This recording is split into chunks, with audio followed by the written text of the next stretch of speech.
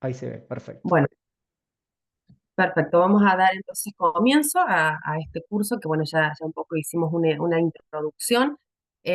Vamos a hablar en esta primera clase acerca de los conceptos, los objetivos generales para la implementación de un plan o un programa de monitoreo ambiental, donde el control microbiológico es uno de los pilares fundamentales.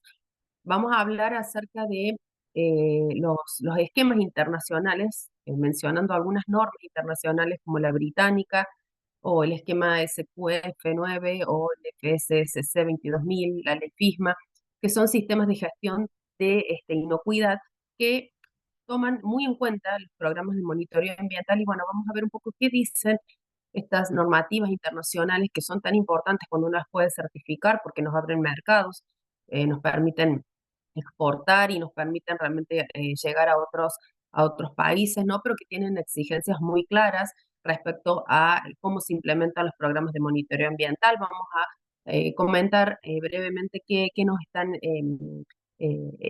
diciendo, ¿no? O qué nos están exigiendo estas normas.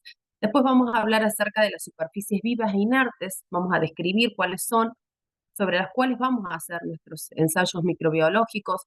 Vamos a hablar acerca de los analitos o esos ensayos que vamos a necesitar para nuestros procesos, teniendo en cuenta que no todos los ensayos se van a realizar en todas las industrias, sino que vamos a tener que tener en cuenta el tipo de proceso y el tipo de alimento que estamos elaborando, y en base a eso vamos a definir cuáles son los analitos que vamos a ensayar. Muchas veces me ha tocado ver que hay en las empresas quizás un sobreanálisis o una cantidad de ensayos muy grande para superficies vivas y inertes que muchas veces no son tan necesarios. Entonces vamos a ver cómo delimitamos ese punto. Luego vamos a hablar acerca de preguntas que surgen naturalmente, que es cuando uno no tiene implementado un programa de monitoreo ambiental, cuáles son los puntos de muestreo en los cuales tiene que ir a tomar las muestras. Vamos a hablar un poco del concepto de zonificación higiénica para que tengamos una guía de cómo vamos a definir esos puntos de muestreo, aplicados, por supuesto, cada uno a nuestro proceso de elaboración. Vamos a hablar acerca de las frecuencias de muestreo también, que es un tema también muy importante porque eh, mucha gente pregunta, bueno, ¿y cuántas veces tengo que tomar las muestras para que mis resultados a nivel estadístico sean contundentes? Eh, ¿Qué número de muestras tengo que tomar? Todas son preguntas muy comunes y muy válidas que uno se realiza. Es más, teniendo implementado ya un sistema de monitoreo ambiental, muchas veces uno realmente se vuelve a preguntar si ese es el número correcto de muestras, el número de frecuencia de muestreo, si es el adecuado. Vamos a ver que esto tiene que ver mucho con la criticidad del área que vamos a muestrear. Y después vamos a hablar un poco acerca de cuáles son los momentos claves o adecuados o recomendables para hacer un muestreo. No en todo momento se necesita hacer un muestreo, ¿sí?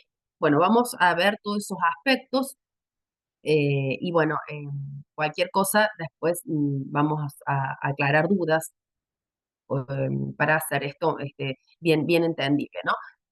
Básicamente lo primero es poder definir lo que es el monitoreo microbiológico, que es un procedimiento, es una herramienta que nos permite determinar el contenido de microorganismos que se encuentran presentes en las superficies, los equipos, el personal, y cuando hablamos de personal hablamos de superficies vivas, hablamos de manos, pero también hablamos de indumentaria, de uniformes, y en todas las etapas, ¿no?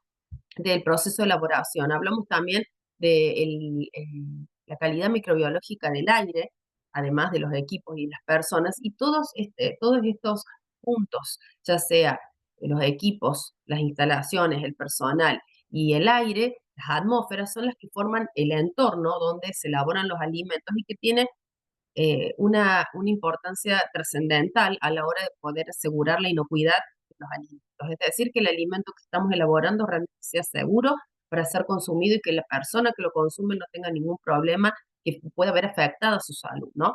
La finalidad principal que vamos a perseguir realizando este monitoreo microbiológico es lograr poder verificar y validar a través de estas metodologías que los procedimientos de limpieza, de desinfección y la aplicación de las buenas prácticas de manufactura realmente se están realizando correctamente y que son efectivas, ¿no? Justamente con este objetivo de velar por la inocuidad del alimento que estamos elaborando. Por lo cual, si tenemos que definir un programa de monitoreo ambiental, vamos a decir que es una evaluación realmente que realizamos de todos los controles, ya sea de microorganismos patógenos, indicadores o microorganismos de deterioro en este entorno que hemos hablado, aire, equipos, superficies vivas como manos, uniformes de operarios, para prevenir lo que es la contaminación cruzada, es decir, la contaminación que proviene de un sitio sucio, contaminado, a un sitio limpio, esa transferencia de contaminantes, vamos a prevenirla con este control microbiológico, que se produce naturalmente porque somos vectores de contaminación, los operarios que trabajamos en la industria del alimento, y de allí la evaluación también de la correcta aplicación de las buenas prácticas de manufactura. Por otro lado, es una herramienta de gestión de riesgos para que podamos garantizar que los programas de inocuidad realmente son efectivos, ¿no? Y poder definir también, en base a nuestro programa de monitoreo ambiental, un poco cuáles son las zonas de procesamiento que son más vulnerables, ¿no?, a ser contaminadas y poder enfocarnos en ellas. Em, cuando hablamos de programa de monitoreo ambiental, uno tiende a veces a pensar, bueno, es monitorear eh, eh, a través de distintas metodologías de control microbiológico el aire y alguna superficie, y en realidad es mucho más que eso. Es poder hacer un control no solamente microbiológico, evaluando los microorganismos patógenos, que son nuestro blanco particularmente, porque son los que van a causar, si están presentes, un problema de inocuidad, pero también vamos a evaluar los microorganismos de deterioro, que no van a causar un problema de inocuidad cuando están presentes, pero es un problema de calidad. Y cuando hablamos de calidad estamos hablando de reclamos, de pérdida de mercado, porque hay una alteración del producto a nivel organoléptico, pero la calidad, la alteración de la calidad va a ser mucho más benévola en cuanto a impacto en el consumidor, porque el consumidor ya está advertido de que ante un problema de calidad el producto tiene algún inconveniente visible de contaminación, pérdida de textura, cambios de aroma, de apariencia, y no lo consume. En cambio, la inocuidad es mucho más peligroso porque el alimento parece ser seguro para ser consumido y está contaminado con un microorganismo patógeno. Entonces, bueno, por ese lado hablamos del control microbiológico exhaustivo. Y a su vez también hablamos de que todo esto va acompañado de controles no microbiológicos, como son el monitoreo de ATP o hisopado de ATP o bioluminiscencia, también como se conoce, que es un método que utilizamos a diario en la industria de alimentos para verificar la efectividad de los procesos de limpieza, con la ventaja que tienen estos métodos no microbiológicos, que los vamos a mencionar porque son muy importantes realmente, que nos permiten obtener resultados inmediatos. En pocos segundos nosotros podemos obtener un resultado, esto lo vamos a ver ya en las próximas clases más en detalle, pero solamente se los quiero mencionar. Vamos a obtener un resultado rápido donde se nos indica realmente si esa superficie efectivamente ha pasado un proceso de limpieza que ha sido efectivo o no. Eso nos va a permitir tomar decisiones tan importantes como comenzar o no un ciclo de producción.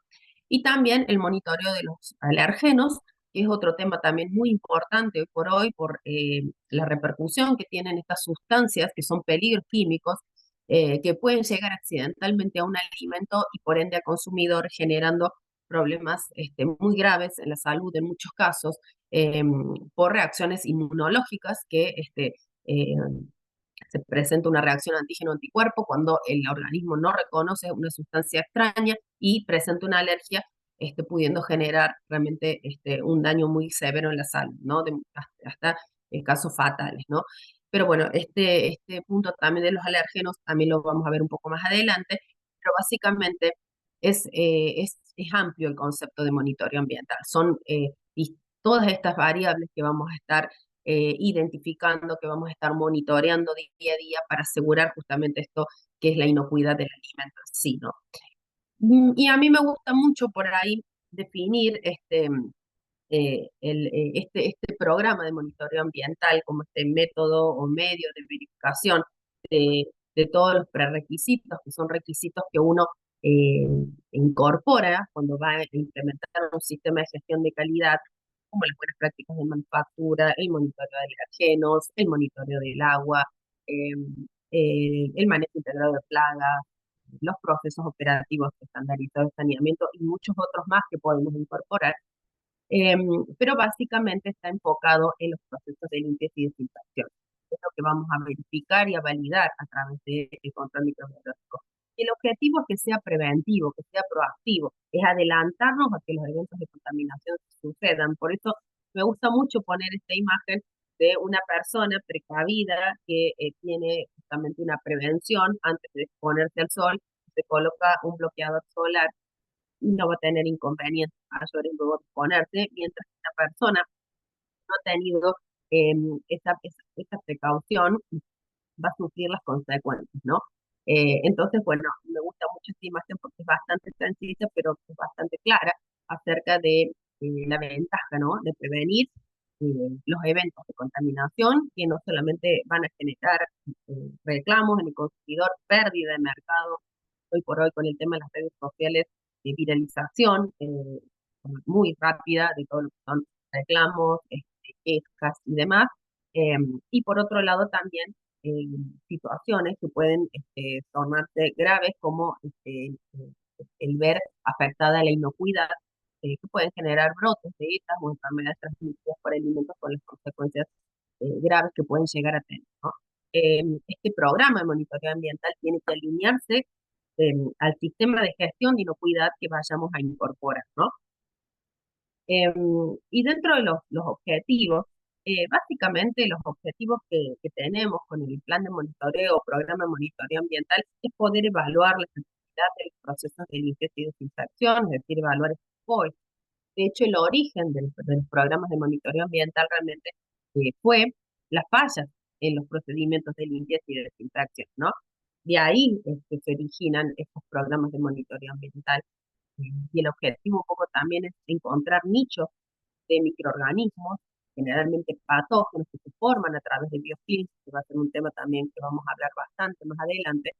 Son estas comunidades de microorganismos que pueden resistir durante mucho tiempo en las superficies de una manera muy fuerte y que son muy difíciles de controlar y que producen grandes problemas, ¿no?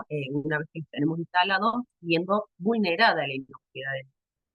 Entonces, nuestro objetivo es poder detectar todos estos nichos que pueden estar formados por biofilm y evaluar realmente que nuestras prácticas de limpieza y desinfección, es decir, de saneamiento, sean efectivas. Em, Cuando vamos a implementar un programa de monitoreo ambiental, bueno, uno se hace muchas preguntas. Lo que uno puede preguntar es, ¿qué quiero muestrear primero dentro de mi proceso? ¿Para qué lo quiero muestrear? Son todas preguntas que tenemos que tener una clara respuesta para saber cómo vamos a organizarlo, ¿no? Como yo les decía hace un rato al comienzo, por ahí a lo largo de los años he visto procesos que están sobremuestreados y otros que están muy, con un muestreo muy básico. Podría dar para mucho más. Entonces, estas preguntas las tenemos que hacer para tratar de adecuar de una manera correcta los análisis que vamos a ensayar, las frecuencias de muestreo y el número de muestras que vamos a tomar. Otra pregunta que nos podemos hacer es cómo deseo hacer mi muestreo, cada cuánto voy a muestrear, perdón, quién lo va a hacer el muestreo, quién va a tomar las muestras.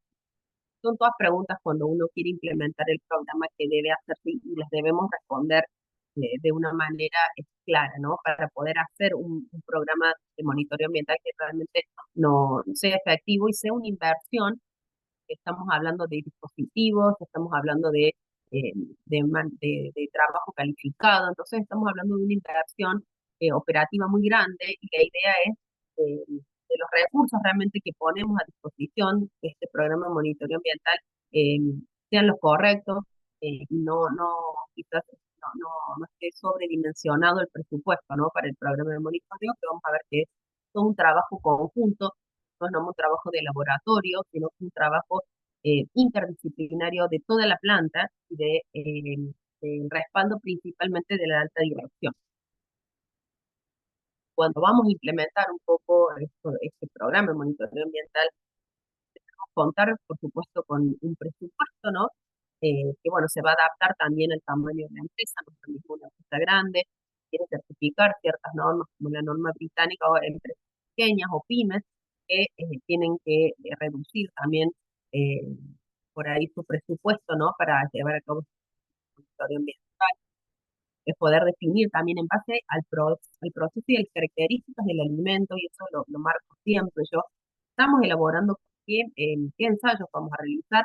No es lo mismo estar elaborando un alimento de alta actividad de agua, como pueden ser yogures, podemos tener postres, eh, o un alimento con baja actividad de agua, como pueden ser la elaboración de una empresa elaboradora de secos o de lentejas. Vamos a tener distintas características, distintas probabilidades de contaminación de ciertos microorganismos de nuestros alimentos. Entonces, eso también tenemos que definir en base al tipo de alimento y al tipo de proceso que tenemos, si es un proceso largo, si es un proceso más corto, a las características de la planta elaboradora de alimentos, si es una planta antigua, si es una planta más nueva, y a las características de los equipos. Todas estas variables son las que van a definir también lo que es estas preguntas que nos hicimos anteriormente. ¿Qué puntos voy a muestrear? ¿Cuántos voy a muestrear? ¿Cada cuánto? ¿Mm? Entonces, todo eso, por eso se dice que el programa de monitoreo ambiental es como un vestido a medida, porque está específicamente diseñado para nuestra planta y no es extrapolable a otras. Aunque realicemos quizás fraccionemos el mismo alimento, las ubicaciones físicas son distintas, el personal es distinto. Entonces, es algo muy puntual, muy específico de cada planta. Una vez que podemos definir los sitios donde vamos a realizar los muestreos, de acuerdo al tipo de alimento que estamos elaborando, vamos a definir los microorganismos que vamos a analizar, de acuerdo nuevamente al tipo de alimento que estamos elaborando, las frecuencias de muestreo, y definimos también los niveles de aceptabilidad o no. Este también es un punto que para lo que es control microbiológico de superficies, por ejemplo, es bastante hay muchas fuentes para referenciarse si uno no quiere realizar sus propios ensayos y definir sus propios parámetros, porque es un trabajo bastante intenso que requiere una inversión de dispositivos y de tiempo de muestreo para establecer nuestras líneas bases. Cuando nosotros decidimos no tomar nuestros propios valores, no definirlos, y queremos referenciarnos, podemos hacerlos y referenciarnos a distintas normativas, como la European Standard, por ejemplo, la resolución MINSA, como para mencionar algunas que están en la bibliografía. Vamos a definir esos valores de aceptabilidad o no. Esos parámetros nos dicen hasta qué valor un resultado es aceptable y hasta cuál no, o a partir de cuál no. Y después también para aire, lo mismo, nada más que para aire hay mucha menos información, mucha menos referencia. Eso ya lo vamos a ver en la última clase, donde yo también les subí en la bibliografía algunas de las pocas referencias que hay, sobre todo lo que es la industria alimentaria. Para la industria farmacéutica y para el área de salud de hospitales están las normas mucho más desarrolladas, no para el área de alimentos. Pero le subí algunas, pero son mucho más escasas las referencias, las cuales también podemos utilizar. Por esta razón, como que les comentaba, que uno va ahorrarse mucho tiempo y una inversión importante de dispositivos, ¿no? Para realizar estos ensayos. Lo ideal sería que cada uno pudiéramos establecer nuestros propios valores, pero bueno, en caso de no poder realizarlo o no querer realizar estos ensayos en nuestra propia planta para definir los valores, podemos referenciar. Una vez que realizamos esta implementación de parámetros, vamos a poder definir también en base a nuestros resultados si están dentro, por supuesto no, y en caso de estar fuera de parámetros que hemos establecido como aceptables, surgen lo que se llaman las medidas correctivas y luego acciones correctivas. Son, em, son aplicaciones, decisiones que tomamos sobre distintas partes del proceso para poder tornar esos resultados que eran desfavorables, esos desvíos que se presentaban, transformarlos a valores aceptables, ¿sí? Hay muchos tipos de medidas correctivas, ya también en este momento las vamos a definir. Em, Básicamente están bastante focalizadas las mayorías en los controles de los procesos de limpieza y desinfección. Son en definitiva las fallas que han dado origen a programas de monitoreo ambiental. Em, a su vez, la verificación de la eficiencia del proceso está relacionado este, a su vez con la verificación también de las materias primas, de que nuestros insumos ingresan a la planta, todo lo que tiene que ver con la transformación en el proceso productivo, em, la atmósfera, los equipos, todo el entorno, ¿no? Los operarios que forman parte de la producción, y luego, una vez que el producto es transformado, es envasado, todo también lo que tiene que ver con la línea de distribución o logística, que pocas veces se nombra, como que ya no fuera tan importante, y realmente lo es, en lo que tiene que ver con esto de la cadena de la inocuidad, ¿no? No es solamente el control de los insumos que ingresan a nuestra planta y todo el proceso de transformación, que es muy importante, por supuesto, con nuestros puntos críticos y demás, pero también tiene mucho que ver el tema de la logística, la distribución del alimento, el mantener la cadena de frío con el producto listo para consumo y requiere refrigeración. Esto tiene que ver, y es algo que nosotros vamos a monitorear de cerca con el programa de monitoreo ambiental, justamente para evitar que esta cadena de la inocuidad se corte el eslabón en algún punto, con lo cual yo siempre digo que por más esfuerzos que uno pone en el proceso de elaboración y que se puso también en el proceso de elaboración de primaria, nuestros insumos, si se corta en algún punto, todo este esfuerzo queda invalidado. De hecho, siempre yo menciono, no me quiero extender mucho más tampoco, pero menciono tema de la inocuidad, que hay estadísticas bastante alarmantes que hablan de que el 40% de estadísticas del sistema de vigilancia epidemiológico de nuestro país, que hablan que el 40% de los brotes de ETA o de enfermedades transmitidas por alimentos se generan en el hogar. O sea que nosotros también, como manipuladores de alimentos, tenemos una responsabilidad muy grande. Vuelvo a lo mismo, de nada sirve que la cadena de inocuidad se haya mantenido eh, monitoreada durante el proceso de elaboración, aún en la distribución, para que en casa se corte este eslabón, ¿no? Eh, Porque todo el esfuerzo queda invalidado, teniendo por supuesto las repercusiones que ya cuando veamos bien los organismos que nos vamos a hablar de las EPA. Dentro del programa de implementación de estos programas de monitoreo, vamos a seguir distintos pasos, ¿no? A mí me gusta esta diapositiva porque es como una especie de escalerita o de pared que uno va construyendo, donde primero vamos a determinar cuáles son las zonas que vamos a monitorear dentro de nuestra planta, de nuestro proceso. Luego, de acuerdo a las características, como les mencionaba recién, el tipo de productos que realizamos y a las características de la planta en sí, vamos a seleccionar los ensayos que vamos a realizar, y ahí vamos a definir las frecuencias de muestreo, vamos a llevar a cabo el muestreo, y cuando obtengamos los resultados, una vez que hemos definido, por supuesto, los parámetros de aceptabilidad, vamos a realizar siempre análisis de tendencia, ¿no? ¿Qué nos quieren decir estos resultados que estamos obteniendo? Y en caso de obtener desvíos respecto a estos parámetros establecidos como válidos, vamos a realizar medidas correctivas y análisis causa-raíz, ¿no? Es otro tema también muy importante que ya lo vamos a ver más al finalizar el curso, que son las causas que llevan a que tengamos resultados fuera de parámetros y poder definir dónde está el foco, ¿no? Del problema para darle una solución. Vamos a ver que hay distintas estrategias para llevar a cabo un análisis causa-raíz.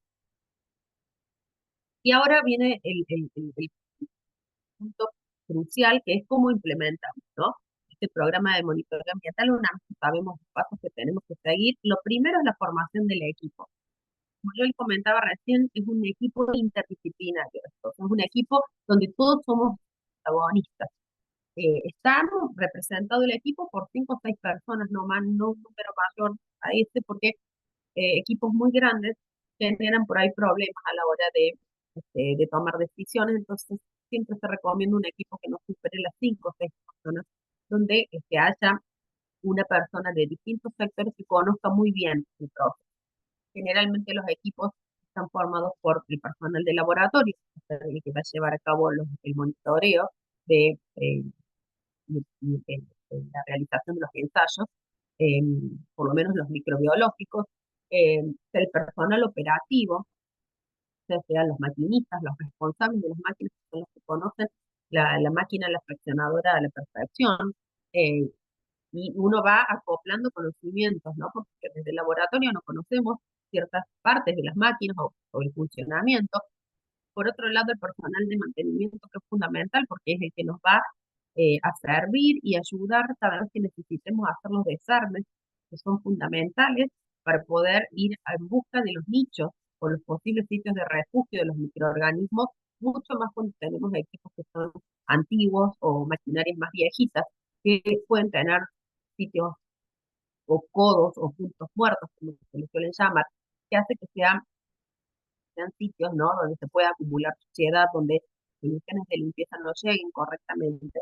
Entonces vamos a requerir a diario el auxilio, de alguna forma, del personal de mantenimiento, del personal de compras también, porque en base a los muestreos que nosotros realicemos, a la cantidad de dispositivos que utilicemos, vamos a tener que recurrir a ellos para la realización de las compras de esos insumos, de esos dispositivos de muestreo. El personal de gestión de producción, de gestión de calidad, también son muy importantes, ¿no?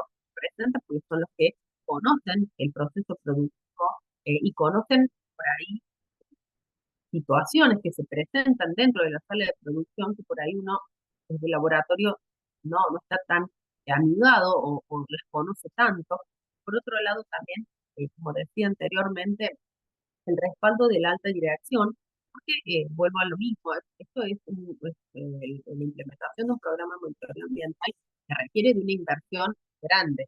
Entonces, si no contamos con el respaldo de la alta dirección, yo puedo tener definida frecuencia, puedo tener definidos puntos de muestreo, pero si la alta dirección no respalda económicamente el programa de monitoreo ambiental, no lo vamos a poder llevar a cabo. Y si no respalda las decisiones que vamos a tener que tomar después de obtener ciertos resultados, tampoco sirve. Entonces, no lo vamos a poder completar al trabajo, ¿no? A esta implementación. Entonces, por eso siempre se dice que es un trabajo interdisciplinario y de compromiso de cada uno de los sectores. Tenemos distintos tipos de monitoreo también en esta implementación. Tenemos el monitoreo investigacional, como se le llama, donde definimos los puntos de peligro, puntos críticos donde vamos a tomar las muestras. El monitoreo ambiental de rutina es donde verificamos el estado microbiológico de las líneas o instalaciones, eh, quizás de más fácil acceso. Y el monitoreo de sanitización, que es para verificar la calidad de este proceso de limpieza y desinfección, que puede ser, de acuerdo a la empresa, con distintas frecuencias, ¿no? Em, es importante también, y yo siempre recomiendo, además de tener el layout, por supuesto, de nuestro proceso de elaboración de alimentos, que va a ser la herramienta sobre la cual nos vamos a enfocar para definir las zonas a muestrear, las frecuencias, el número de muestras y demás, necesitamos hacer también siempre un mapa de las instalaciones. Y esto no es nada más y nada menos que definir, por ejemplo, la circulación de los operarios dentro de la planta. Y parece que fuera algo como insignificante u obvio, y en realidad no lo es, porque muchas veces, gracias a estos mapas de circulación y mapas de las instalaciones, podemos visualizar sitios donde es más frecuente la contaminación que otros. Si no lo tendríamos a este mapa, ya pasarían más inadvertidos. Podemos rastrear orígenes de contaminación. Hace un par de años atrás eh, habíamos logrado detectar, había instalada Listeria monocytogenes en un proceso de elaboración de productos lácteos, y gracias al este mapa de circulación pudimos determinar que la contaminación por listeria provenía del sector de recibo de leche, donde los operarios ingresaban con las botas sucias, con leche cruda, obviamente contaminada con listeria monocytogenes, no pasaban por la sala, por el área de la barrera sanitaria, que es para desinfección de suelas, y la limpieza mecánica primero y luego la desinfección, y así fueron arrastrando el microorganismo hasta que generó un problema muy grande, y toda la planta ingresó al proceso, ¿no?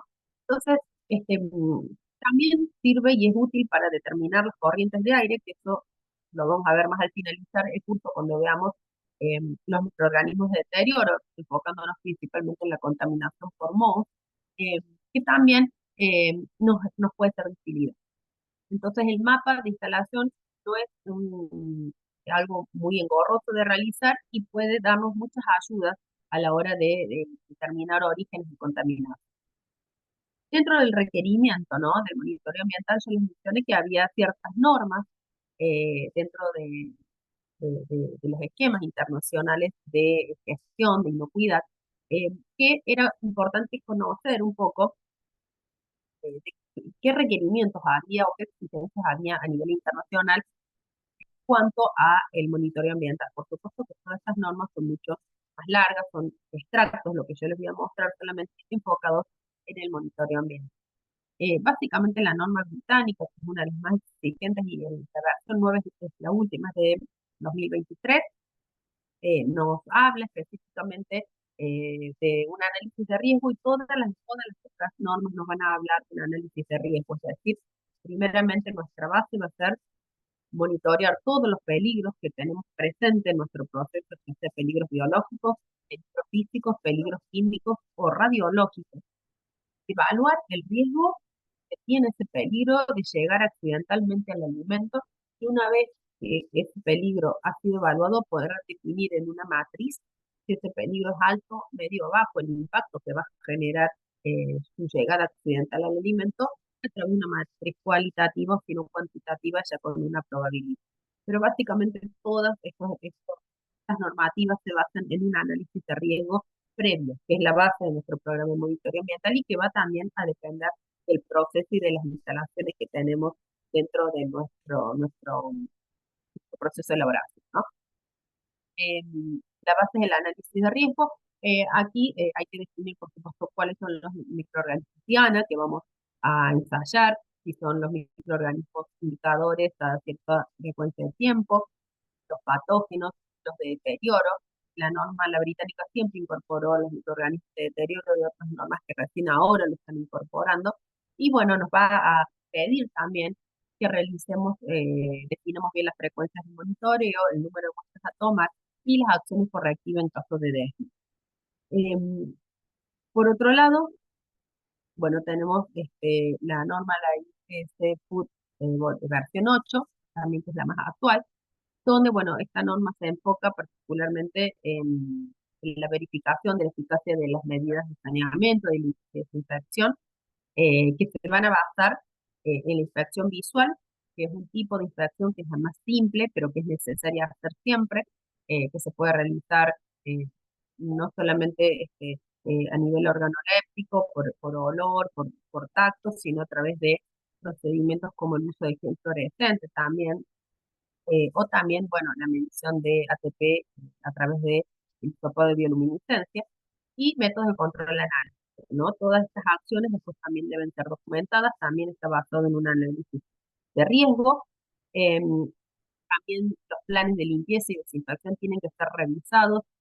De acuerdo a la norma, hay algunos que exigen una revisión anual, otros una revisión en menos tiempo, pero mínimamente un plan de monitoreo ambiental debe revisarse anualmente, porque muchas veces pasa, por ejemplo, en el caso de los microorganismos patógenos, que tenemos el monitoreo realizado correctamente en los sitios donde debemos buscar los patógenos, pero bueno, tenemos ausencia de patógenos durante un año. Entonces, lo que siempre se sugiere es revisar ese programa de monitoreo ambiental y cambiar los puntos de muestreo o rotar los puntos, que se asume de que no estaríamos buscando correctamente, ¿no? Entonces, eh, eh, por ahí llama la atención en procesos de elaboración de alimentos donde la mayoría de los procesos que realizamos no son estériles, a diferencia, por ejemplo, de la industria farmacéutica, que no tengamos ningún patógeno, ¿no? Entonces, siempre se asume que no se está realizando el monitoreo en el lugar correcto o hay alguna falencia o error de muestreo. Entonces, se pide siempre la revisión anual y en caso de no obtener un resultado de presencia, hacer un nuevo esquema o cambiar los puntos o rotar los puntos, ¿no? Después tenemos la norma, la SQF versión 9 también, que es la última, donde también tenemos que detallar los microorganismos patógenos, tienen muchas similitudes, ¿no? Entre sí, tenemos que describir los indicadores, los patógenos, ¿no? Vamos a ensayar, que nuevamente tienen que ver con el tipo de producto.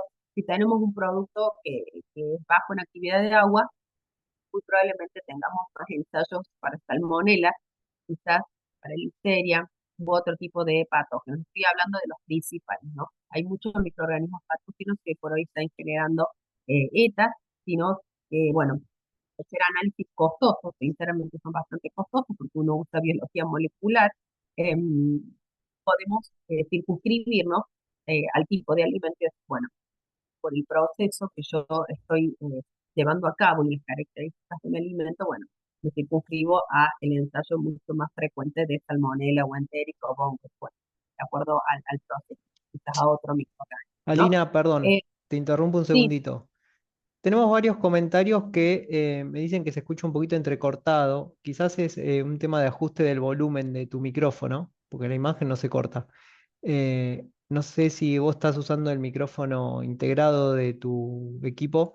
Quizás ahí al lado del micrófono, en la flechita en configuración de audio, ahí capaz que le podés ajustar el volumen del micrófono un poquito más. Fíjate si lo a ver, encontrás.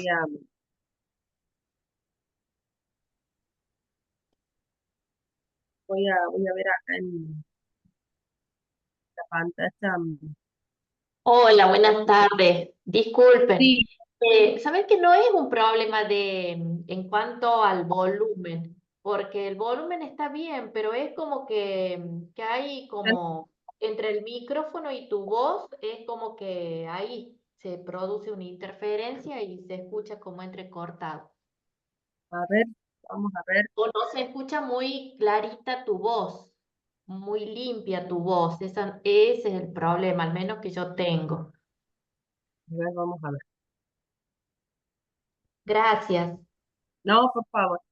O si no, ahí Alina, capaz que es en las configuraciones del micrófono, hay una opción que dice eliminación de ruido.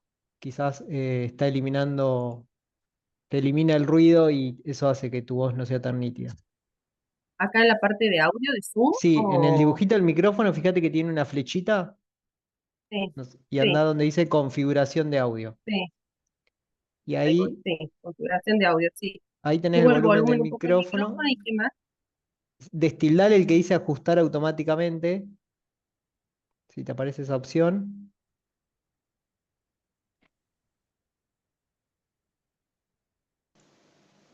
Y Sí, si tengo dice eh, eliminación de ruidos de fondo, lo tenés en acá, automático capaz. eliminación de ruido en fondo, lo tengo Ponelo, con ponelo en baja.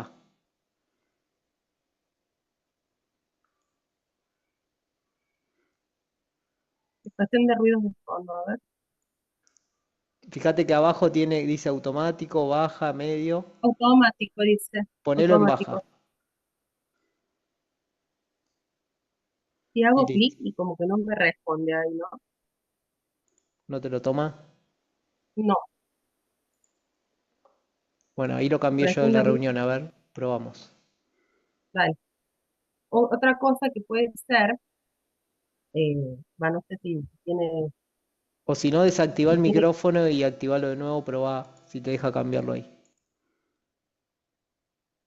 a ver, ¿sí? No, por ahí lo que puede ser también es que estoy medio congestionada, no sé si tendrá que ver eso. Em, Bueno, seguimos y eh, vemos ahí cómo va. sí, voy a tratar bueno, de hablar lo más claramente posible. Ahora le subí un poquito también el volumen, no sé si, y me desconecté de Wi-Fi con el celular, cosa de que internet por ahí no sé, tenga subidas y bajas. Vamos a ver cómo sí.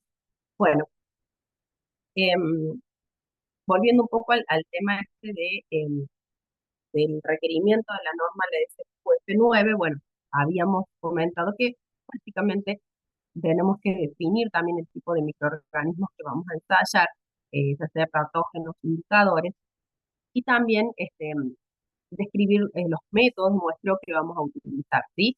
Los métodos de muestreo, eh, ¿se ve bien?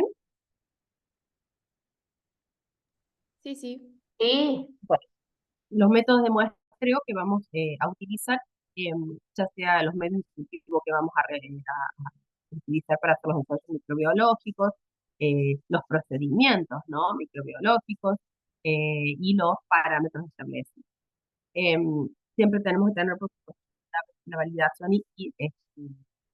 de manera obligatoria de cada uno de los métodos.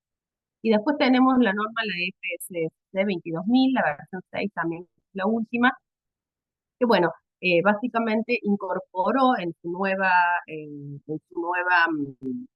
versión, incorporó los microorganismos de deterioro que antes no estaban incluidos y ahora sí. Así que bueno, es importante, digamos, esta novedad, porque antes no estaban incluidos, eran solamente los microorganismos indicadores y los patógenos, que si bien los indicadores este, mm, son muy importantes, los de deterioro también, ¿no? Eh, entonces, esta es como eh, un nuevo hallazgo, ¿no? Dentro de esta norma que antes no lo tenía en cuenta y también pide rotación de puntos de muestreo, ¿no? Cuando los resultados son de ausencia de patógenos en un año. Em, Debe estar revisado. Si en un año no tenemos presencia, debe realizarse una revisión semestralmente, también basado en un análisis de riesgo, ¿no? Y después tenemos la ley FISMA, que es un sistema de gestión de inocuidad que solamente se aplica a los países que exportan alimentos a los Estados Unidos. Básicamente surge como una versión mejorada de lo que es el HACCP, porque se había visto que había muchas industrias que tenían aplicado o implementado el HACCP, pero seguían teniendo problemas de inocuidad. Entonces es como una elevación, ¿no? De lo que tiene que ver con la inocuidad respecto a lo que es el HACCP. Aquí ya se introduce un concepto de puntos preventivos o controles preventivos, que no son nada más y nada menos que buenas prácticas de manufactura optimizadas, ¿no? Y se realizan controles, fundamentalmente lo que es la cadena de suministros y procesos, el control de los alérgenos y el control de saneamiento. Básicamente, si uno quiere exportar a los Estados Unidos, necesita cumplir con la ley FISMA.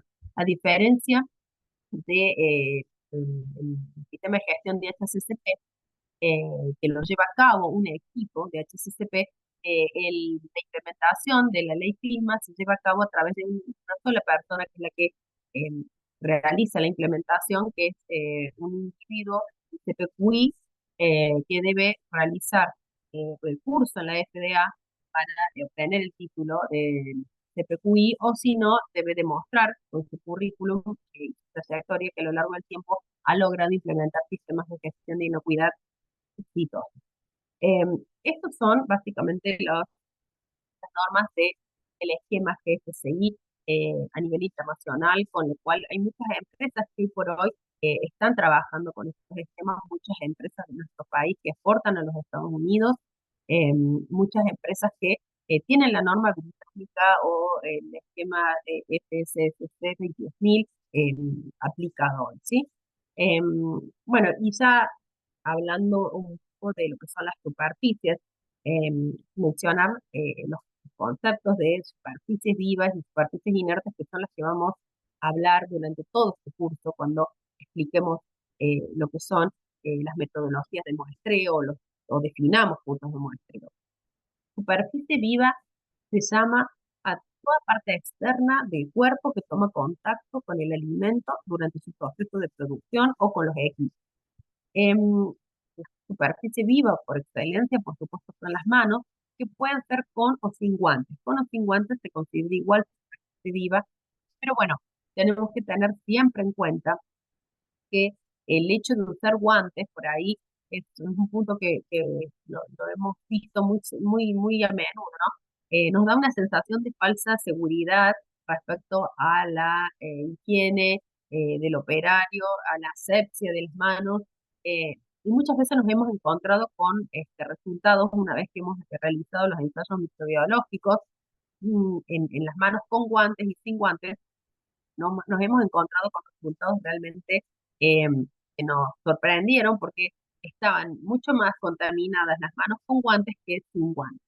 Por ende, la superficie viva, muchos procesos requieren el uso de guantes, siempre se exige el cambio del mismo cada cierto tiempo, o si no, mínimamente la desinfección de los mismos. El lavado y la desinfección sí requiere, nuevamente lo digo, el uso de guantes es justamente la realización del proceso. Pero hace eso que a veces las manos desnudas son mucho más limpias que la mano con guantes. Entonces siempre yo recalco esto de quitar un poco esa sensación de higiene o esa falsa idea de que porque tenemos guantes tenemos las manos limpias, porque se evalúan microbiológicamente de la misma manera y hemos obtenido resultados de contaminación mucho más altos en las manos con guantes. Y después tenemos las superficies inertes, que son todas las partes externas o internas de los utensilios, de los equipos, que entran en contacto con los alimentos, bueno, o medicamentos en el caso de industrias farmacéuticas.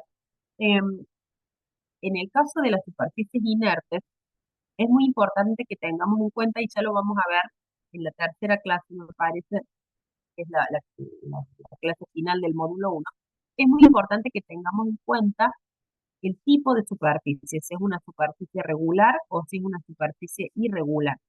Una superficie regular es aquella que es de fácil acceso, como pueden ser las mesas de trabajo, las partes homogéneas de una máquina, de un equipo, tablas, cintas de transporte, con sus variantes, pero son sitios donde el acceso no es tan dificultoso. Mientras que las superficies irregulares, eso no es tan sencillo, pueden ser tuberías, cañerías, mangueras, picodosificadores, una serie de estructuras que no son tan sencillas para muestrear tampoco y muchas veces tampoco son fáciles de limpiar y desinfectar. Entonces, es importante que tengamos en cuenta este tipo de clasificación en las superficies inertes, porque de ello va a depender también cómo vayamos a expresar los resultados.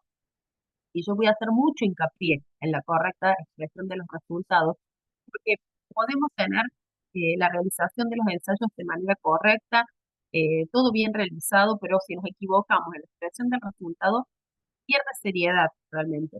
El resultado que hemos obtenido pierde seriedad el laboratorio que lo emite. Entonces, es importante tener este concepto claro de lo que es una superficie regular y irregular. Igualmente yo lo voy a mencionar nuevamente cuando hablemos de expresión de los resultados, que expresemos los resultados de la manera de, ¿sí?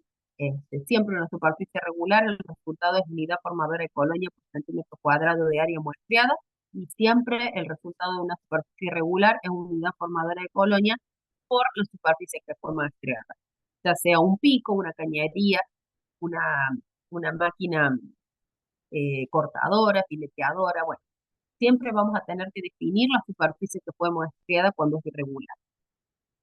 Y respecto a los analitos, bueno, un poco yo les comentaba los ensayos que uno realiza y que no todos los procesos requieren los mismos ensayos, ¿no?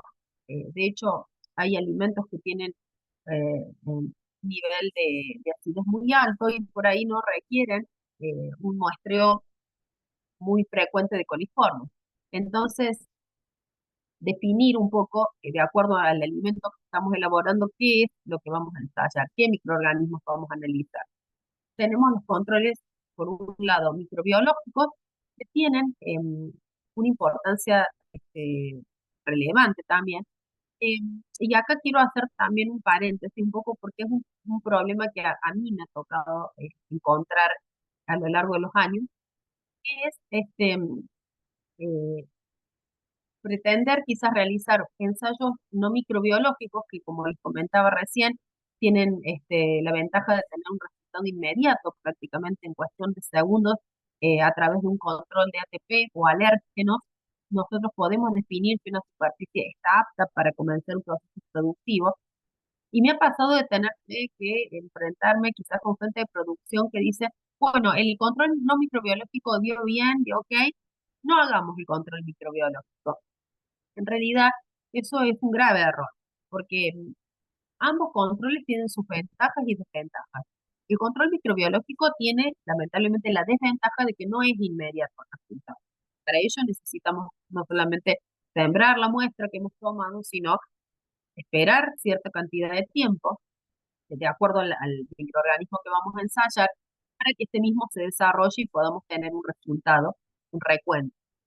Que pueden ser, por supuesto, los microorganismos indicadores sobre los cuales está basado nuestro programa de monitoreo ambiental, que ya los vamos a ver en la clase que viene, que son los que nos están brindando una información muy valiosa acerca de las condiciones higiénico-sanitarias de nuestras instalaciones, luego el control de microorganismos patógenos y de microorganismos de deterioro. Pero siempre estas metodologías, tanto del control no microbiológico con el microbiológico, deben ir de la mano y siempre deben estar complementadas, porque la información que nos brinda un tipo de control no nos brinda el otro tipo de control. Nunca un control no microbiológico nos va a poder definir cuantitativamente la cantidad de unidades formadoras de colonia que tenemos en una superficie. Nunca va a tener un nivel de sensibilidad tan alto como puede tener un control microbiológico que puede detectar hasta una unidad formadora de colonia, centímetro cúbico, cuadrado, perdón, de superficie, o por superficie en sí, ya sea eh, una manguera o pico. Entonces, nunca vamos a poder reemplazar un tipo de control por otro, cuando a veces se quiere hacer este reemplazo por una cuestión de costo, porque sabemos que el control microbiológico, los medios de cultivo son costosos, pero bueno, independientemente de eso, es necesario que tengamos ambas informaciones. Ambos tienen sus fortalezas, sus ventajas y también, bueno, sus desventajas, pero es necesario que tengamos ambas informaciones para que el ensayo realmente sea completo. El análisis de esa superficie, ya sea viva e inerte, sea completo. Si tenemos uno u otro, no vamos a tener la información que realmente necesitamos. Es muy importante el control no microbiológico, sí, porque tiene un resultado que es inmediato, que nos da una idea realmente de si este proceso de limpieza ha sido efectivo, nos permite verificar ese proceso o no. Pero necesitamos el control microbiológico que es no inmediato para poder cuantificar el nivel de contaminación de esa superficie siempre. Y ahora llegamos al concepto de zonificación higiénica, que es como yo les comentaba al principio, es un poco el mapa que nos va a indicar qué sitios dentro de la industria de alimentos en la cual estamos trabajando vamos a tener que primero reconocer para saber eh, cuándo y cómo los vamos a monitorear, ¿no? El concepto de zonificación higiénica es un concepto ya que tiene muchos años, implementado por la ICMSF en el año 2002, que nos habla de que en una industria vamos a tener cuatro zonas. La zona 1 es la zona que está en contacto directo con el alimento, ya sea un pico dosificador, una sopladora de aire comprimido, las mismas manos de los operarios cuando estamos tocando el alimento. Hay muchos procesos que no están automatizados y que requieren de una gran intervención manual, sobre todo procesos de tipo artesanal. Esa es una zona 1, una zona donde la superficie está en contacto directo con el alimento.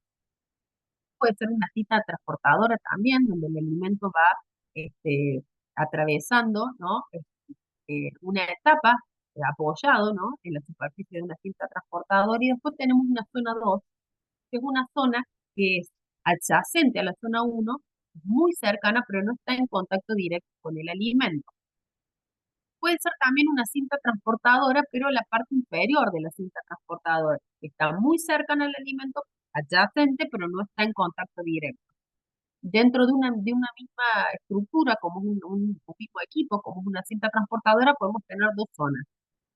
Otra zona muy importante también, que es bastante em, interesante a la hora de analizar, es la zona que tiene que ver con el manejo de equipo, los paneles de control, por ejemplo. Esto es muy importante mencionarlo porque los operarios muchas veces, y esta zona 2 que es adyacente a la zona uno como un panel de control, generalmente el maquinista es la persona que está en contacto con el producto, que se fracciona y maneja la máquina. Cuando estamos ante un evento de contaminación cruzada, muchas veces es a causa de esto, que me controlan el panel que está sucio y de la misma manera trasladan esa contaminación a la zona uno que es la zona que está en contacto con el alimento, ¿sí? El envase, la botella, donde se dosifica el alimento que se está fraccionando, ¿no? Después tenemos la zona 3 que es una zona también muy importante, que forma todavía parte del área productiva, pero está más alejada del sitio de fraccionado.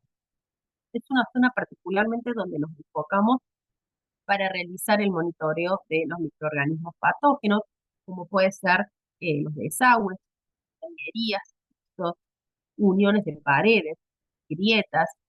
Bueno, esos son los sitios donde vamos a ir a buscar a los microorganismos patógenos y que forman parte de la zona 3, como se llama, que todavía es parte del área productiva. Y que desde allí puede ser origen de contaminación, ¿no? Em, de microorganismos, sobre todo patógenos, que son los que uno ensaya eh, exhaustivamente, ¿no? Para evitar problemas que uno cuida. Muchos eventos de contaminación tienen origen en la zona. Y después la zona 4 que es una zona que ya no forma parte del área de producción, es una zona alejada, llámese los vestuarios, eh, los lockers dentro de los vestuarios, el comedor, ¿no? Donde realizamos los breaks, las pausas laborales. En este caso, no por estar alejada es menos importante. Yo también eso hago siempre la salvedad. Eh, Porque una persona, y todo, cuando les comentaba con respecto al recibo de leche que estaba en la parte exterior de la planta y los operarios así ingresaron a la histeria, al proceso, a través de las botas, por estar alejada no es menos importante, porque si un operario viene del vestuario con sus manos sucias, no pasa por un proceso de barrera de sanitaria, de lavado y asepsia sus manos e ingresa así al área de producción, esta zona, que si bien es alejada, a través de esta zona se transfiere la contaminación y el operario es verso. Lo mismo que para cuando hablemos de microorganismos de deterioro, particularmente de las corrientes de aire. Si una planta no tiene un sistema de control de las corrientes de aire, ya sea por cortinas de aire o presurización, diferenciales de presión, presurización de las salas donde se fraccionan los alimentos o las cabinas donde se fraccionan los alimentos, generalmente con presión por supuesto positiva, para evitar el ingreso de aire externo sucio. Si no hay un control eh, de, de- de- de las corrientes de aire pasan rápidamente de un sector que creemos que está lejos a un sector refraccionado en cuestión de segundos, ¿no? Cuando las puertas no están bien cerradas herméticamente y demás, ¿no? Entonces, no es una zona como para no tener en cuenta la zona 4 porque está lejos. Es una zona que es responsable de muchos eventos de contaminación, sobre todo cuando provienen corrientes de aire contaminadas, por ejemplo, que llegan al sitio de fraccionado y que terminan contaminando el alimento y alterando la calidad. Por eso todas son importantes. Bueno, aquí solamente mostrarles em, una zona 1, ¿no?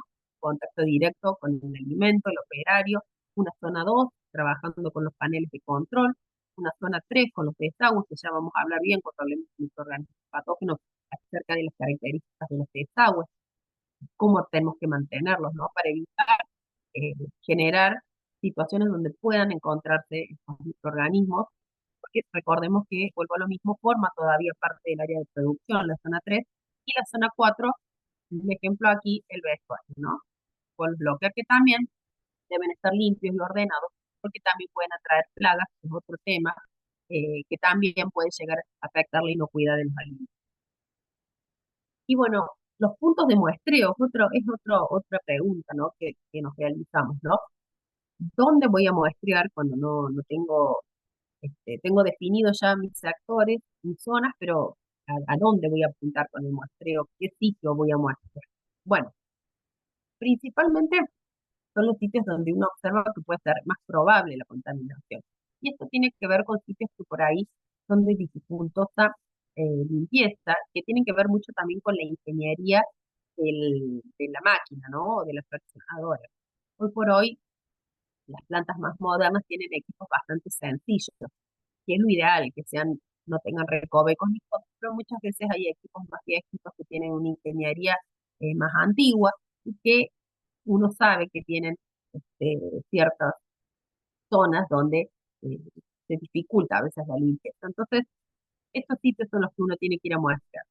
Los lugares justamente donde se ha determinado, después de hacer algunos ensayos en superficie, que tenemos una carga de microorganismos alta, justamente porque quizás sea más difícil el acceso a las soluciones de limpieza, sitios donde se dificulta este procedimiento, y también actividades por ahí que contribuyen a diseminar la contaminación, como aperturas de bolsas, manuales, ¿no?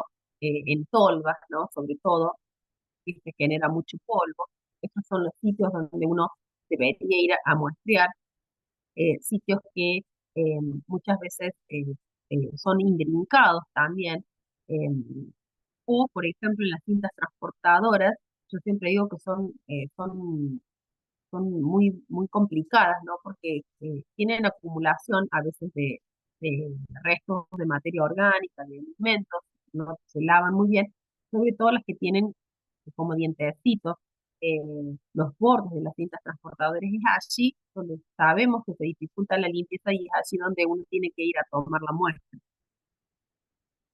Tiene que ver, por supuesto, mucho, como le decía, con los equipos, con las zonas. Aquí, un ejemplo que lo mencioné recién, de las cintas transportadoras con las posibles áreas de testeo, ¿no? Los bordes también, cuando la cinta es lisa, y también en tractores o partes de los equipos que no son regulados, o que no tienen una apariencia regular, digamos, y en ese caso se tiene que monitorear todo, ¿no? Toda esta estructura que es bastante irregular se tiene que monitorear. Em, Siempre generalmente son las zonas que se dificulta la limpieza, y que sabemos que van a entrar en contacto directo con el alimento en algún punto. Lo que siempre se recomienda es realizar dentro de la documentación, que por supuesto acompaña a todos estos procedimientos de muestreo, lo que se llama la guía visual, que no es nada más y nada menos que una foto o un esquema, un diagrama de la máquina, de la fraccionadora o de los equipos, donde podemos definir bien, con un número, con una letra, asterisco o de alguna manera, cuáles son los sitios de muestreo. Porque muchas veces pasa que nosotros no podemos llegar a no estar presentes todas las veces que se necesita hacer un muestreo, pueda venir quizás personal nuevo o, o algún personal momentáneo y necesite conocer con exactitud el sitio donde se debe tomar la muestra.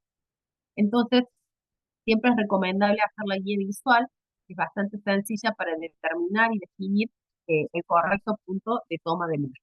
Este es un ejemplo de una máquina fraccionadora de sobres con cereal, donde se han definido tres puntos para que todos sepamos y conozcamos la ubicación específica del sitio de muestreo. Y la frecuencia de muestreo y el número de muestras, respecto a este tema no hay nada, a ver, que podamos decir que sea establecido para que sea universal y que respondamos a eso. En realidad, se basa justamente en lo que les venía comentando, en el tipo de proceso, el análisis de riesgo, el tipo de alimento y los recursos con los que dispone la empresa, porque yo siempre digo que es una inversión y que muchas veces hay empresas que tienen que reducir un poco las frecuencias de muestreo y el número de muestras en consecuencia también, por una cuestión de costos, ¿no? Entonces, yo siempre digo que prefiero un esquema teórico que sea real, que lo usemos en la práctica, en un esquema teórico que nos presente una cantidad de muestras y una frecuencia de muestreo elevada que después en la realidad no se lleva a cabo por una cuestión justamente de costos y de inversión. Es propio de cada planta también, de cada tipo de proceso. Em, y bueno, y tiene que ver también con el tipo de riesgo, si es alto o es bajo respecto al peligro, ¿no? Que está expuesto el alimento, ¿no? Y aquí lo que les mencionaba anteriormente, cuando uno realiza un análisis de riesgo, evaluando la probabilidad de que el peligro llegue al alimento, como una matriz cuantitativa, en este caso, nos va a definir con un color verde cuando el riesgo es bajo, cuando el riesgo de que el peligro llegue es moderado y cuando el riesgo de que el peligro llegue y tenga una consecuencia grave es alto. Y en base a eso, las decisiones que uno toma, ¿no? Em, Solamente para mostrarles em, una tabla donde se sugiere una frecuencia sugerida, de acuerdo a la criticidad del área, de justamente con qué frecuencia realizar la toma de muestras, ¿no? Si tenemos un impacto realmente o severidad eh, muy alta, vamos a tener que realizar un monitoreo diario. Si tenemos una frecuencia, perdón, un impacto intermedio, donde la probabilidad de contaminación es probable o moderadamente probable, se puede realizar un monitoreo semanal o quincenal. Y cuando ya es bastante improbable que ese peligro, ¿no?, genere un impacto en el consumidor si llega al alimento, ya se puede establecer un monitoreo mensual. Entonces, bueno, esta tabla es también como un indicador, ¿no?, de sugerencias, ¿no?, de cómo podemos eh, guiarnos, ¿no?, para establecer una frecuencia de monitoreo, de acuerdo a esta criticidad. En un principio, lo que uno hace cuando no tiene implementado un sistema de monitoreo es realizar monitoreos intensivos para sentar una línea base, es decir, para saber con qué valores de recuento de microorganismos estamos trabajando. Generalmente la zona 1, que es la zona que está en contacto directo con el alimento, debe tener una frecuencia de monitoreo mayor porque justamente genera o es la zona que puede generar más peligro, ¿no?, que está contaminada respecto eh, a que el alimento, digamos, una alteración en la calidad o una vida, que esa zona tiene microorganismos patógenos o alterantes de la calidad y llega al alimento y al consumidor. Y después la zona 2, que habíamos dicho que es una zona adyacente a la zona 1, las otras zonas, la 3 también, la 4 puede también considerarse, pueden requerir un muestreo un poco menor, semanal, o si no, en algunos casos, la zona 3 suele monitorearse quincenalmente. Esto, vuelvo a lo mismo, tiene también que ver con la disponibilidad de recursos de la empresa. Estos son lineamientos, ¿no?, los que uno propone. El número de muestras también depende del tamaño de la planta, de la complejidad del proceso productivo y también la complejidad de las máquinas, la antigüedad de las máquinas. Procesos largos o con máquinas más antiguas van a requerir un muestreo mucho más exhaustivo que un proceso eh, corto o con maquinarias nuevas. Y los procesos que son manuales o artesanales generalmente requieren enfocarnos más en la zona 2, justamente por estos eventos de contaminación cruzada que yo les mencionaba recién, donde los operarios por ahí tocan los paneles de control u otras estructuras adyacentes y transfieren esa contaminación al sitio de elaboración. Julieta levantó la mano. Sí, Julieta levantó la mano. Sí, quería hacer una sí. pregunta. Em, También, digamos, esto de definir las zonas y las frecuencias de monitoreo depende o sea, de la planta en la que estemos trabajando y también de los sectores. Yo trabajo en un Ujú, frigorífico sí, y bovino, entonces, o sea, no es a lo mejor lo mismo faena que menudencia que postada. tal cual, Eh, tal por cual. ahí nos está, nosotros tenemos una frecuencia de muestreo diaria, preoperacional y operacional, pero bueno, a veces con mi compañera nos cuesta terminar o sea, de poder definir eso semanalmente, porque son tres cosas totalmente diferentes, pero bueno, el producto, en fin, al final es lo mismo.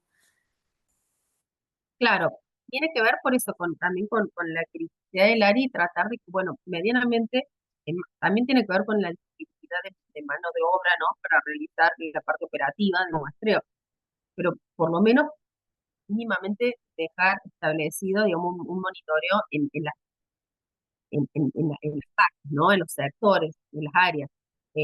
Aunque por ahí no se, siempre enfocándonos a tener un monitoreo más acentuado y más seguido en la parte más crítica, pero que las otras de alguna forma queden sí o sí, eh, digamos, monitoreadas porque tenemos que tener un control de estas áreas. Por ahí, como vos decís, a veces no dan abasto, no alcanzan. Bueno, tomar los puntos más representativos y de alguna forma dejarlas a todas muestreadas, por eso dependerá la frecuencia que ustedes definan, pero la más, digamos, las más críticas, realizarlas con la mayor frecuencia posible, ¿no?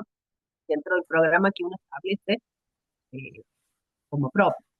Pero sí, pasa eso que a veces eh, es mucho el trabajo y es poca la mano operativa, ¿no? La mano de obra que puede llegar a tomar muestras de esas etapas, ¿no? Pero bueno, mínimamente que queden representadas no solamente por una cuestión de auditoría, sino por una cuestión de aseguramiento, ¿no?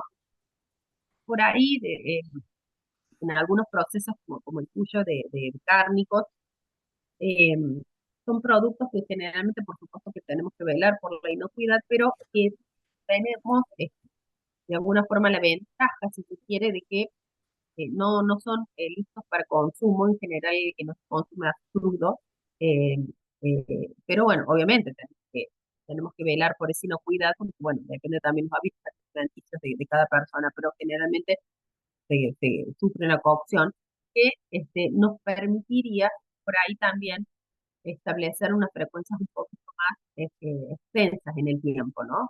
Teniendo en cuenta que no es un alimento, por ejemplo, como el que trabajo yo en elaboración de yogur, que así como se fracciona, así se consume. Sí, Lucrecia, Hola, ¿cómo estás, Alina? ¿qué tal? No, me llamaba la atención por ahí lo que decías de muestrear zona 1. Yo trabajo en una empresa de chocolates Sí, y o sea, la migración que venimos teniendo es a poner como toda la artillería en zona 2 y zona 3. No sé ujú. si por ahí depende del tipo de industria o del tipo de microorganismo. Sí, depende de eso. De hecho, este gráfico ahora que les estoy mostrando, de esta flecha, es una guía, ¿no? Con lo cual nos está indicando eh, qué cantidad de muestras y cuán frecuentemente deberíamos muestrear las zonas, ¿no?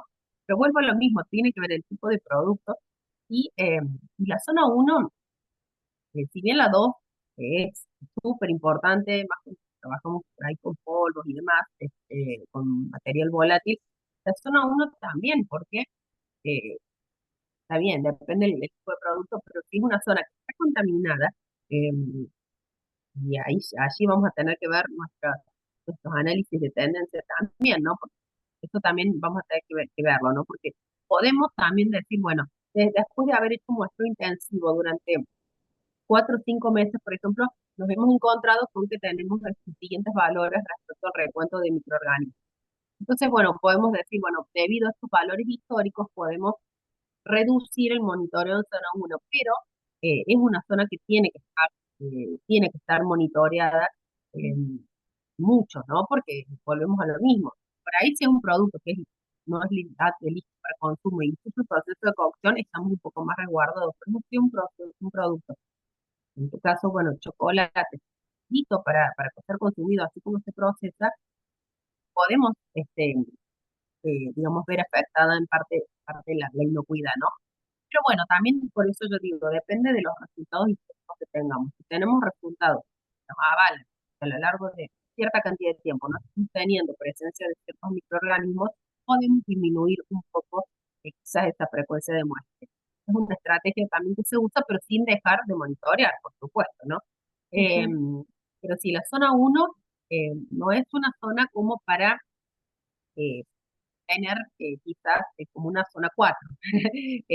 Es una zona que tiene un nivel de importancia y que depende mucho esto, también del tipo de alimento. Si es un alimento listo para consumo, tenemos mucha más responsabilidad sobre eso porque no hay un proceso de cocción que de alguna forma esté previniendo, eh, eh, digamos, que el peligro, un peligro biológico llegue al alimento.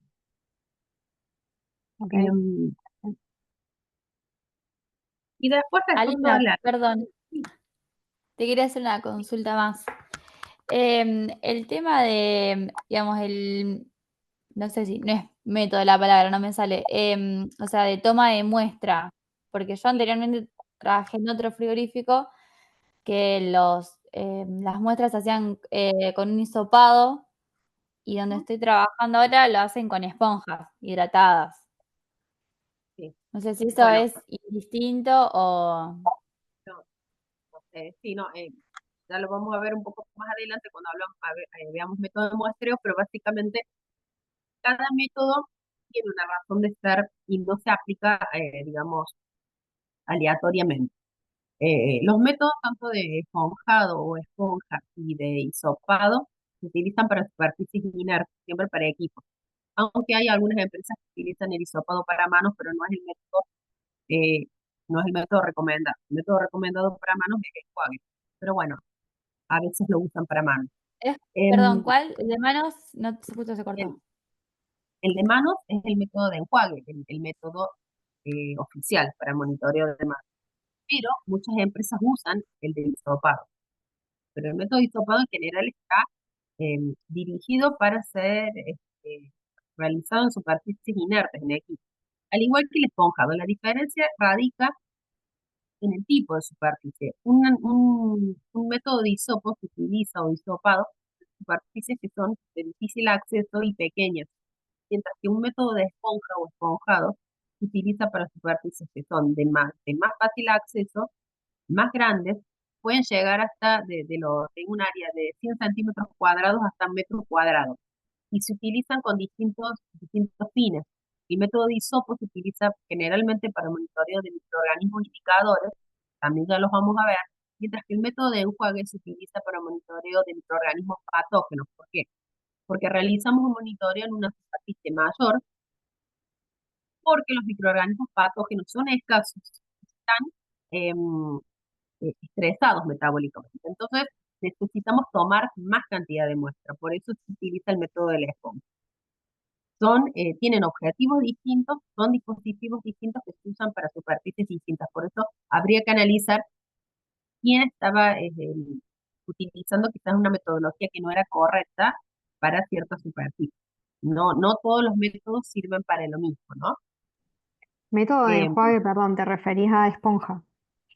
no, el método de enjuague es un método que ya lo vamos a ver, es inmersión Ah, de bien, bien, manos o perfecto. piezas, es inmersión de manos o piezas, es el único método que se utiliza para evaluar superficies vivas e inertes, que es Ok, por inmersión. ok, ok. Otros métodos son para superficies inertes y depende del tipo de superficie. No se utilizan, voy a utilizar un esponjado para indicadores, porque en realidad no tiene una razón de ser. Se utiliza para microorganismos patógenos, porque justamente los patógenos son más escasos y necesitamos un área que permita ser muestreada con un dispositivo que tome un tamaño mayor de muestra, ¿sí?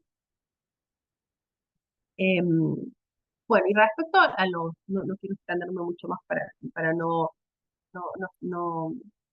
eh, excederme del horario, pero bueno, comentarles cuáles son los momentos para realizar el muestreo, ¿no? Que es una pregunta que uno se realiza también a diario. Se sugieren tres momentos para realizar el muestreo. Primero, luego de la etapa de limpieza y desinfección y antes. Esto porque es importante, porque nos va a servir el ensayo que realicemos, ¿no? Utilizando las metodologías que ya vamos a ver más adelante, eh, no solamente para verificar el proceso de limpieza y desinfección, sino también para validarlo. Entonces siempre se recomienda hacer, sobre todo cuando no tenemos establecido un programa de monitoreo ambiental y queremos establecer una línea base con nuestros datos, siempre hacer el control antes de la limpieza y la desinfección y después. Entonces vamos a poder verificar y validar el procedimiento. Después, durante la operación de producción, siempre se recomienda dejar aproximadamente transcurrir 2 horas y media, 3 horas al comenzar el proceso productivo y realizar ahí un monitoreo también. Y cuando finalice ese proceso productivo, ya sea la finalización de la producción del día o del turno. Y después también cuando se suceden eventos especiales, que son los menos comunes justamente, que es cuando hay una etapa de construcción nueva en la sala de producción, o cuando tenemos la incorporación de líneas nuevas de producción, de equipos nuevos, o el rediseño de equipos. Muchas veces no se pueden cambiar los equipos por el alto costo que tienen, y se rediseñan. Entonces, en esas situaciones es donde se recomienda, ¿no?, realizar el muestreo puntualmente. Esos serían como los sitios, perdón, los momentos que vamos a realizar la toma de muestra, donde se recomienda realizar la toma de muestra. Em, bueno, le preguntaba aquí si había alguna duda hasta aquí que les haya surgido, em, aparte de las que me hicieron llegar recién. Si no, bueno, tenemos el foro, estamos recién comenzando el curso para hacer las preguntas que les vayan surgiendo, las dudas. Es bastante información la que uno va brindando, así que por ahí hace falta decantar un poco todos estos conceptos. Y después, bueno, podemos, por supuesto, preguntar con total libertad, ¿no? Y bueno, como yo siempre digo, si hay algo que por ahí no puedo resolver, buscamos entre todos la solución y la respuesta. No sé si tienen alguna otra duda. No sé si me Hola, si me Lina. falta algo. Yo tengo Sí, una consulta, no sé cómo levantar la manito porque no la encuentro. Eh, es, dale, dale, no hay problema. es fuera de la clase que diste. Yo llegué retarde por el tráfico. Sí, Tengo la sí, duda de que si las clases están grabadas y las envían, porque me perdí 40 minutos de clase, que es un montón. sí. No, no hay problema. A ver, hay mucha gente que se ha inscrito y hoy no puede estar presente y las van a ver grabadas. Ah, Todas van a buenísimo. estar grabadas, todas van a estar grabadas. De hecho, por eso estaba yo tan contenta y estoy muy contenta también por la repercusión del curso. Hay 148 personas inscritas, las cuales hoy tenemos la presencia de 30 y algo, creo, y el resto, o sea, casi un poco menos de la mitad, no está presente, o sea, la va a poder ver, van a poder hacer las intervenciones que consideren necesarias, o en el foro, o si no, yo siempre lo que hago es cuando doy la clase siguiente, dejo unos minutos antes de empezar por si quedó una duda anterior, ¿no? La idea es que no nos Bárbaro, quedemos con dudas, no nos quedemos con bárbaro. dudas ni con alguna, es más, muchas veces me pasa que las personas vienen y me plantean algo de su proceso productivo, por supuesto que tenga relación con este tema, y bueno, y podemos resolver esa duda también, ¿no? Lo pueden hacer antes de la clase, o si no en el foro, yo siempre me voy a estar enterando si hay alguna intervención y trato de contestar lo más rápido posible. Por ahí si hay algo que no manejo de algún proceso, porque hay innumerables procesos en la industria de alimentos, voy a tratar de adecuarme y a ver qué solución le podemos dar, ¿no? ¿Qué respuesta le podemos dar? Esta es la idea, que tengamos una herramienta entre todos. Esta Sí. clase particularmente es un poquito la más árida o la más teórica, y las que vienen no son mucho más prácticas, si se quiere, porque es el trabajo ya hacemos en el laboratorio, prácticamente cuando empezamos a hablar ya del aislamiento de los microorganismos indicadores, los patógenos, las expresiones de los resultados, que era lo que les estaba comentando hoy, de la manera más correcta posible de hacerlo. Y después, bueno, ya vamos a entrar luego a los métodos no microbiológicos y también vamos a tardar 2 clases hablando de esos métodos que hoy ya los mencioné y que hablé del paralelismo entre ellos y de la complementariedad que debe haber entre ellos. Y después vamos a hablar ya al finalizar las clases de microorganismos de deterioro y la microbiología del aire, que particularmente es a lo que más me dedico y que es muy interesante. Así que bueno, vamos a ver procesos y técnicas muy distintas a lo largo del curso. Así que bueno, Bárbaro. Y si no después tienen, la sí, última. El tema del sí, material lo encuentro acá en el Classroom, ¿no? Porque me sí, llegó actualmente la de la segunda clase, pero me parece que no tengo la primera, el mail. digamos, el Eh, material de la primera clase. Eso lo encuentro acá en el Classroom, ¿verdad? Sí, Todo el sí, material. está ahí. sí, sí, sí, yo tengo Ah, entendido que buenísimo. han subido ya todo el material por clases y las actividades eh, para lograr la aprobación del curso, que no es nada más ni nada menos que lo que hemos venido hablando, aplicado a un caso puntual, van a estar subidas luego del primer módulo que abarca hasta la clase 3, luego que termine la tercera clase, se va a subir así la pueden realizar. Dale, Es, muchas gracias. es todas las evaluaciones y todo lo que hemos visto acá. Dale, gracias, Alina. Alina, ¿No? tengo una Sí, pregunta. sí, Cuando hablaste de los guantes, sí. ¿desinfectarlos con alcohol es suficiente? Por ejemplo, la manipulación de la gente que vende alimentos en la vía pública y que usa guantes.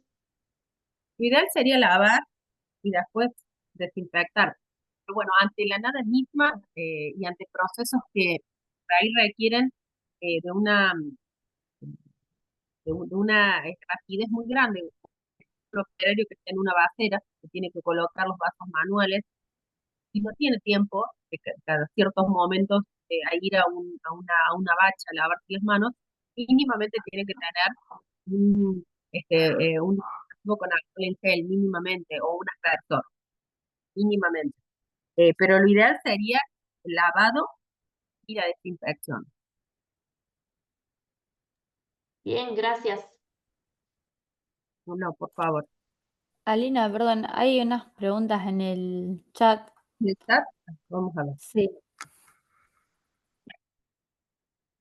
Quede, quede medio. La desinfección de guantes, si ya me la hizo. Dice Marisol, ¿todas las normas se aplican a todas las industrias o para cada tipo de industria se selecciona la norma por se adapta al tipo de producto? Las normas dependen del tipo eh, de, de objetivo que tenemos en esta industria. Si son estas normas internacionales, que son sistemas de gestión de calidad, va a depender también si queremos certificarlos o no. Hay muchas empresas que sí deben cumplir con estos requerimientos porque quieren certificar o la ley FISMA o la FSC 22000 o también la HACCP en el caso más común, la norma británica, son menos las empresas porque es bastante exigente, ya no solamente en el área del monitoreo ambiental, sino en las otras áreas, son normas bastante extensas, solamente yo me aboqué a mencionar lo que es el monitoreo ambiental, cómo lo abordan. Depende de los objetivos que tenga la empresa. Si yo quiero exportar, por ejemplo, aquí nomás a los países limítrofes, mínimamente voy a necesitar una HACCP. Entonces, en mi sistema de gestión de inocuidad va a tener que ser ese. Hay otras empresas que son pequeñas y que por ahí no tienen esa capacidad, porque todo esto estamos hablando de que tiene un costo, o sea, no es algo barato certificar ciertas normas. Entonces, hay empresas que tienen otros niveles de certificación un poco menores, como para que puedan afrontarlo. Pero esto tiene que ver con el objetivo que tenga la industria, ¿no? Y las aspiraciones también de mercado. No tanto con el tipo de alimento, porque la verdad que se puede aplicar a cualquier tipo de alimento eh, y a cualquier tipo de proceso, pero depende con el objetivo que persigamos como empresa. Dos preguntas, Silvana. Para la línea de envasado, dice, ¿de agua o agua saborizada? La tolva preforma, ¿sería una zona 3? Si estamos hablando, dice, porque habitualmente las cajas o palets vienen bastante sucios y no los colocamos en salas de proceso. Sí, eso está perfecto, que no coloquen cajas o pallets, principalmente si son de madera, bien lejos de la sala de producción, deberían ser tarimas de plástico desinfectadas, no se tienen que colocar en la sala de producción, ni menos cajas de cartón. El cartón es un vehículo donde, por supuesto, se deposita polvo, que ahí se vehiculizan los mohos principalmente y las esporas. Entonces, mientras más lejos estén, mejor. Dice que esta zona de la tolva de Preforma sería una zona 3. Intuyo que no conozco este proceso, pero si es Una tolva de preforma sería para darle forma al envase, pregunto, porque no conozco el Claro, proceso. yo tampoco sé levantar las manos, por eso hice la pregunta en el Sí, chat. sí, sería, Las cajas de preforma tienen alrededor de un metro cúbico y son sí, como si fuera un tubo de ensayo que ingresa a la sopladora para después de formarse la botella el proceso de embotellado. Y sí, tratamos siempre de que estén afuera justamente por eso, ¿no? Pero hay una máquina que saca el pallet de madera, lo quita, pero la bien. caja de cartón sigue estando en contacto. Entonces, digamos así, esa tolva en la cual yo vuelco el contenido de la caja, la tengo que considerar, que no toma contacto directo, pero sí con el envase. Entonces, Y, la pero tengo que considerar como zona 3 o 2 no, porque ya no, está en no una una zona zona, más sucia. sí, pero igual, si esa es cierto, pero este proceso ahí donde se forma este preformado, que va a ser el envase que va a tomar contacto con el agua, con el agua saborizada, no lo podemos considerar una zona 3 porque en realidad yo me atrevo a decir que yo la consideraría hasta a este preformado como una zona 1 porque eso va a ser el envase que va a estar en contacto directo con en este caso, Claro, lo que pasa es que no toma contacto adentro, ¿no? Solo en la superficie exterior de la botella. Por eso sería 2. y a lo sumo una zona 2 pero no una Claro, zona 3 no una eso, zona 3. eso. Y sí Bien, está muy nosotros, bien eso que hacen de no dejar en contacto los palets, porque ya vamos a ver lo que implica tener palets de madera, que es un material altamente poroso que nunca se termina de limpiar, y que después podemos, bueno, el área de las bebidas por ahí no es tanto con otras matrices alimentarias, vamos a tener problemas de calidad serios. Y ya se los voy a mostrar después con algunas diapositivas que hice acerca de siembras en placas, superficie de pedacitos de cartón de cajas. Sorpresas sí, muy grandes me he llevado. el- Y la otra pregunta dice en un momento, dice, las manos con guantes son más sucias a veces. Sí, eh, se vos refería a que las, mencionaste como que decías que las manos a veces eran como más sucias teniendo los guantes, sí, y yo sí, entiendo que es la superficie del guante, ¿no? A lo que te referías. sí, sí, porque da una falsa sensación de higiene y la persona porque tiene guantes, toca y nunca ni siquiera se los cambia. Entonces, generalmente suelen estar más Claro, sucias los guantes que la mano desnuda. sí. Sí, Acá tengo un caso curioso que contarte, si después hay tiempo te lo comento.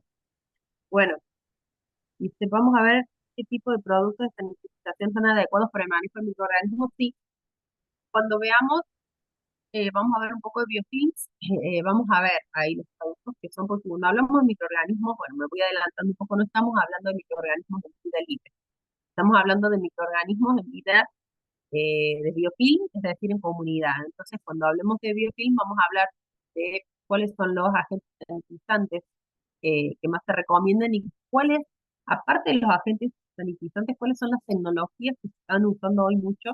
Voy adelantando un poco para el tratamiento de los biofilms, que bueno, son muy difíciles de eliminar, que son el ultrasonido en sinergia con el ozono y los detergentes enzimáticos, que vamos a ver también las bondades de estos métodos, que son bastante amigables con el medio ambiente, que es un objetivo que tenemos implementado en el centímetros y lograr el menor impacto ambiental.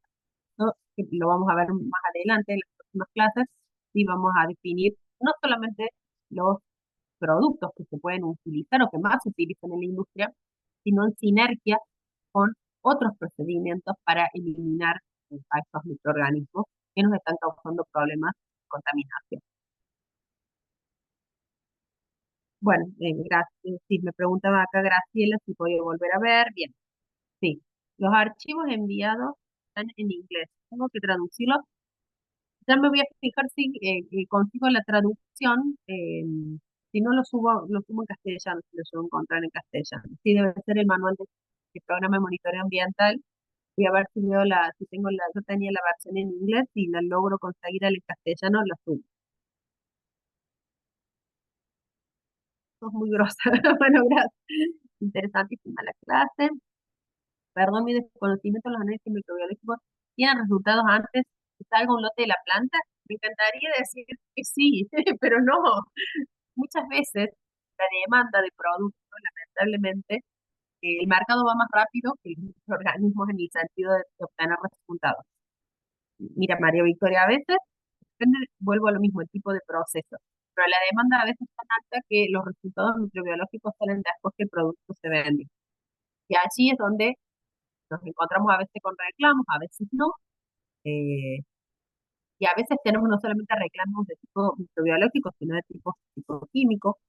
Eh, qué sé yo, por ejemplo, voy a dar un ejemplo, la crema, elaboramos la crema de leche, no toma cuerpo, por ejemplo, y el producto ya se vendió.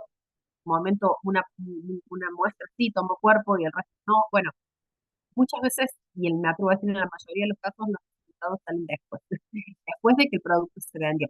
De allí, ¿no? Y eso lo vamos a ver también más adelante, no quiero aturdirlos con tanta información, se producen muchos eventos de recall, retiro del mercado, no solamente por la calidad afectada, sino por la inocuidad, que es lo más grave de todo. No hace mucho, bueno, ahora es como que está muy, muy fuerte el caso de la listeriosis a nivel de no me atrevo a decir, pero eh, hubo un récord tremendo en febrero de este año, de unos batidos eh, de productos nutricionales en Estados Unidos y que, bueno, se cobró lamentablemente varias vidas de personas, creo que eran ancianos de un hogar, que, bueno, justamente son las personas más vulnerables a las que uno tiene que resguardar con el tema de inmunidad, cuando sus sistemas inmunológicos quizás están deprimidos o no son lo suficientemente fuertes como el de una persona sana y joven. Y hoy por hoy, bueno, todo esto el recall que fue súper conocido, bueno, fue a raíz justamente de estos brotes que se supone que la empresa realizaba los ensayos, el producto salió igual. Y a veces es tarde el recall, porque el recall es la solución de todos los productos que están en el mercado, el retiro, tanto alguien quizás nunca se enteró del recall, ya consumió el alimento, entonces hay que tener mucho cuidado, sobre todo con la cuestión de los ensayos que uno hace de patógenos, ¿no? Porque las consecuencias son muy diferentes a la calidad, a un microorganismo enterante. Bueno, no sé si queda alguna duda, si no, bueno, ya la vamos a dar por culminada la clase. Y bueno, les agradezco también que por ahí me haya tenido algún problema con la transmisión, que estén allí. Eh, Aparte, la verdad, estoy recuperándome de una gripe muy fuerte que tuve. Hoy ya tengo voz, gracias a Dios. En último momento no sabía si iba a poder llevar a cabo la clase. Pero bueno, y que no tosí tanto. Eso también te tengo que agradecer porque estuve tosiendo todo el día. Así que bueno, espero ya tener mejor la voz la semana que viene. Capaz que eso también haya afectado un poco la cuestión comunicativa, mis bajos de voz a veces. Así que bueno, cualquier duda, estamos en contacto. Y bueno, y seguimos. Por eso hoy fue un poquito la clase más árida, le decía Héctor, porque hablamos de sistemas de gestión de inocuidad que son súper necesarios conocerlos, pero bueno, no es lo que más nos atrae a muchos en la parte de gestión. Pero bueno, vamos a tocar esas partes mucho más lindas, más prácticas, que nos van a servir realmente para poder llevar a cabo nuestros procesos. Así que bueno, los saludo, que tengan una excelente jornada y estamos viéndonos próximamente el lunes que viene con la segunda clase de este módulo que vamos a hablar de... Muchas gracias. Gracias.